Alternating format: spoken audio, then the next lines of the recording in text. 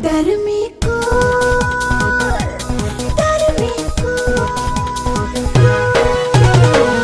बड़ा दुख होता राजा जून के महीना में भीजता जवानी या पसीना में राजा भीजता जवानी या पसीना में।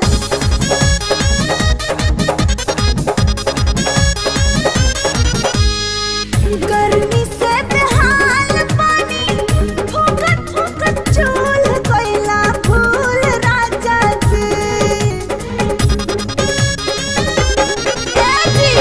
गर्मी से बेहाल पानी फूकत फूकत चूल्ह कोयला फूल राजा जी।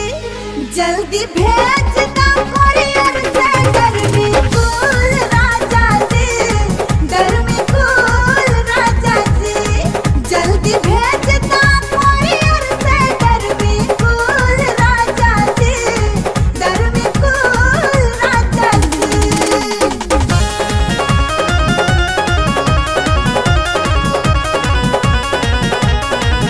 भेजा चाहे लेके आवा बात कहीं साफ हो। बिगड़ी सूरतिया राजा करम नहीं माफ हो। भेजा चाहे लेके आवा बात कहीं साफ हो। बिगड़ी सूरतिया राजा करम नहीं माफ हो। घाम से घमा के मुरझाइल बिल्कुल देह के फूल राजा जी।